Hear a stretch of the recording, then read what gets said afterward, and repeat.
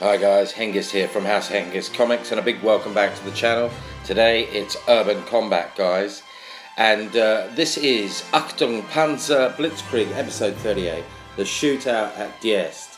First, as usual, the news, and we're going to take a quick recap as to where we are, because obviously we've got other actions going on. So just north of Hanau, we're going to be seeing infantry actions coming up towards Louvain. We've done something up there.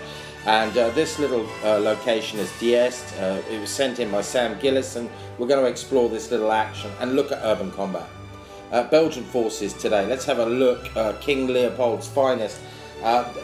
Basically, he was in an awful predicament, but his troops do the best they can, and I think they're often underrated, these bicycle troops. You know, they are equipped, but not with heavy weapons per se. Machine guns and mortars. And that's really their lifeblood, plus their tenacity, and they're fighting for their country and freedom. So here are the orders of battle to help people put lists together, so freeze those. And a number of characters are in play, including the adjutant here, and a number of the sergeants that we'll see throughout this game, commanding platoons with a very, very difficult job. Sergeant Hallen especially, we've just seen there.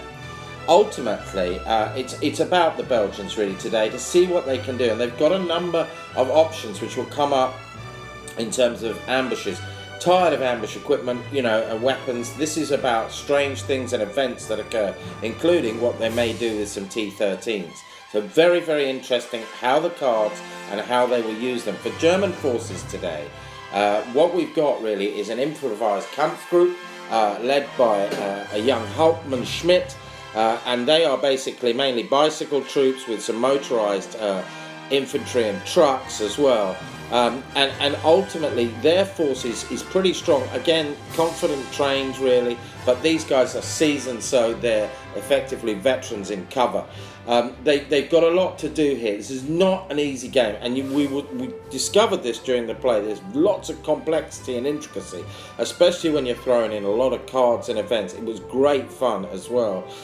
We've got the Kradschützen, they're quite vital, and these are effectively the reserves which will be triggered when counters or objectives are taken, including these bad boys. So let's now quickly take a look at the set and its mission. And again, Sam sent in the map. I'm sorry I can't really showcase the whole map at once due to the technical problems that we have here with the iPad, but they're going to have to place 9 objectives, of which the Belgians won't know what they are until they deploy. And when they lift those roofs, if they find an objective, that's great. They've got to hold 3 to win this game.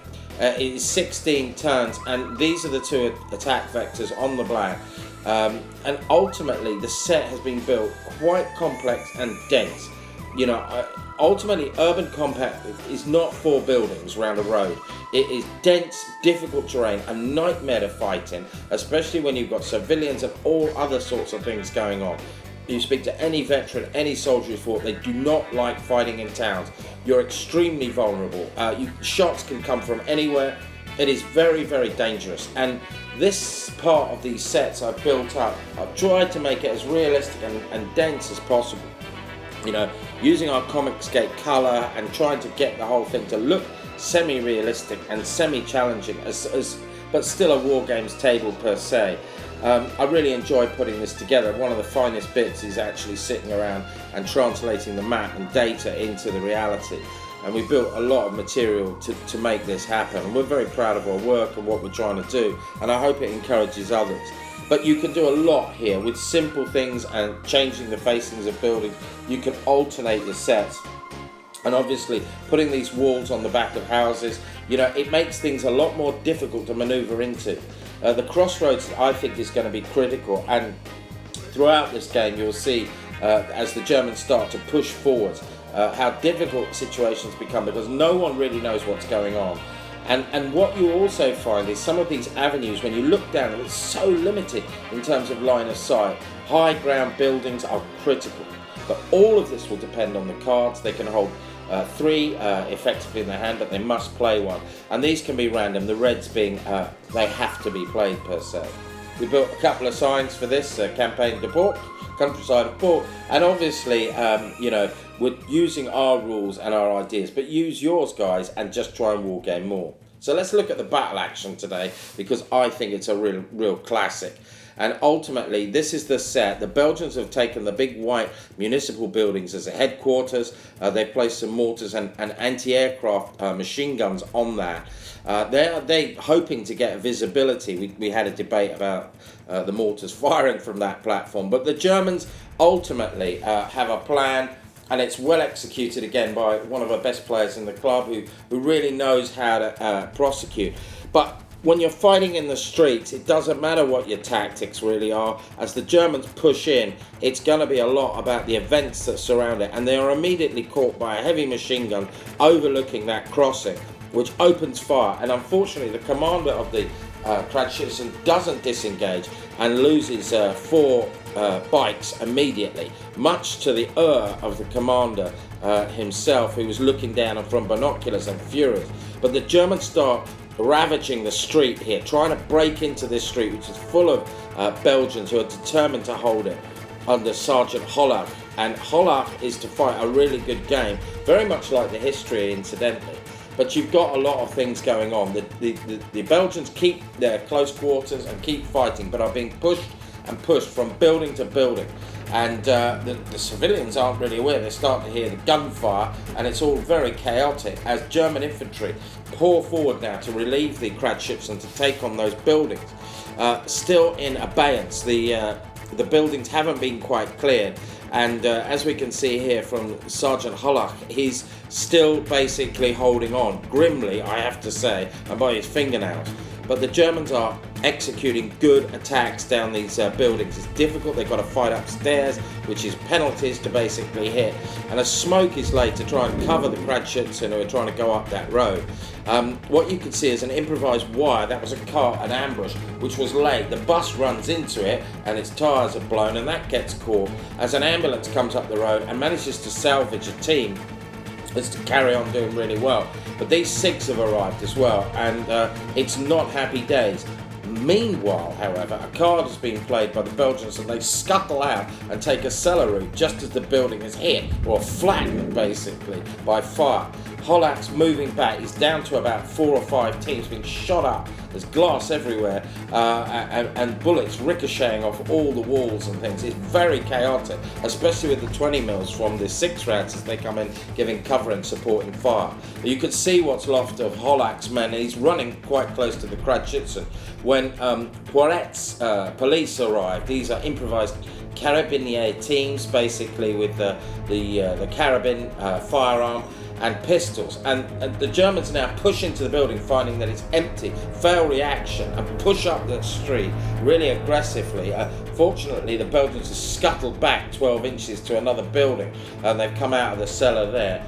Ultimately, there's a card which promotes another team to an NCO, which was needed by the bicyclists. The ambulance is doing really well, and then we hear a sort of above and overhead as the Germans are pushing really hard into the village, the drone of aircraft, and this was basically released through objectives that have been taken, and these are Me-110s that are coming in at rooftop level. Here's the inside of a cockpit as she dives down, firing cannon and machine guns. She's only about 15 feet over the rooftops and just shooting up the street. It's chaos.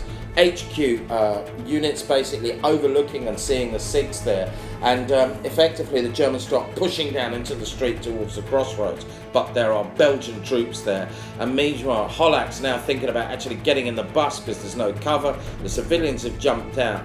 As the 6 rads come up the road, they come under small arms fire. The first one is actually shot up badly. The other scuttles out, forced to disengage. And the police are now caught in a dilemma. They've got to get rid of the civilians. They can't move onto an objective they hope to find.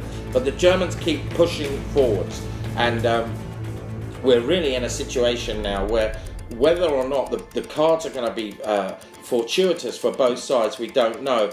But those SIGs are going to dominate and blow anything out of the way, and the Belgians want to get rid of them, but they don't know what reserves they've got, nor do the Germans, which is really interesting. And casualties are mounting on the Belgian side, as are on the German. And then we get a compulsory card, which is half-light, which reduces visibility and changes, obviously, lines of sight for this period.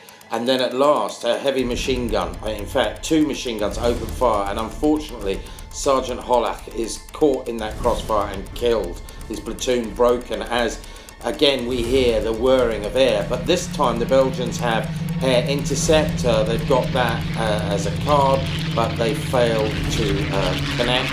And the ME-1 ton comes down on that municipal building, strafing the rooftops. And it basically hits and destroys both the precious mortars. But they play their ambush bunker card. Alas, that's got no weapon or ammunition. And the Germans come on with their SDK-19s moving forward as well. Those are more reserve cards generated through objectives taken. And now we see a sniper also. They've displaced and reappeared here over the factory. But the Belgian police decide that they can't clear the civilians. They're going to make an assault into the hotel. And they launch an assault, and this is the first of 2 very desperate fights. And it goes back and forth for about 4 times. It's very, very nervous, knicker-gripping stuff as they keep fighting. But the Germans, because they've got a natural-born killer in there, he does an amazing job. This was the guy that got the promotion card, and he drives off Poirot, and they've only got 4 men left, the rest killed or taken prisoner. He consolidates his position within the hotel, and then gets a card locating a local telephone. And believe it or not, they managed to contact German headquarters and call in some rather precious artillery. And they're going to use this to basically target indirectly the bunker and its area. And that's what they decide to do. But there are civilians present around this, but it's a good target. And as the police sort of break, they're caught by the 6 rads. They're going into shell fire as it lands as well. And unfortunately, the side effect of this blast is it basically takes out some of the ladies of the night on that street corner area. Ultimately, the Germans then press a second assault with their motor platoon, and they drive into the buildings where the 2nd Belgian platoon is fighting desperately. And again, another brutal melee. Now, this wouldn't have been launched if they hadn't been successful at the hotel, but they take this gamble again. Dramatic stuff, and ultimately win once more by their some great dice rolling, and take the most of 2nd platoon prisoner that haven't been killed. Meantime, the 3rd motor reconnaissance platoon has moved up, supported by those 6, which have intermittently fired and caused terror to the Belgians as one last run comes in from that ME-110. This time it's got the sights on the 1IC, and there's some vehicles down there which it basically assumes are military, and opens fire, destroying both of them. This is basically it, really.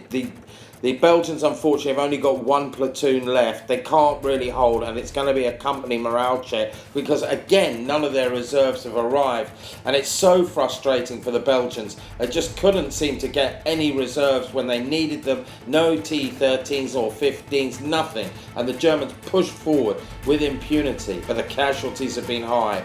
And the Belgians are ultimately broken and begin to extricate themselves from the town rather dramatically, really. They put up a damn good fight, but ultimately it's German 3 stars to Belgian 2. So what can we say in postscript?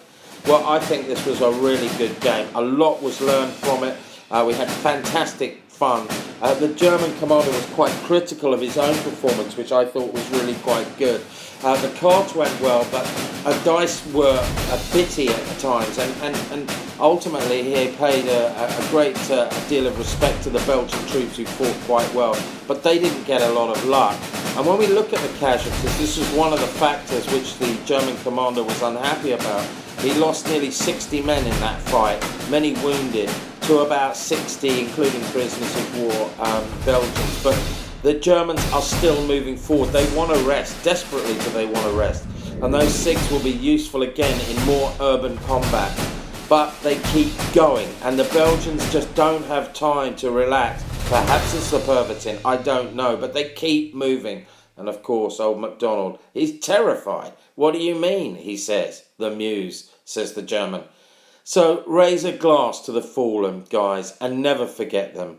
Because this ultimately is Blitzkrieg, and I hope you'll stay safe and join us next time, once more on the front line. Bye for now.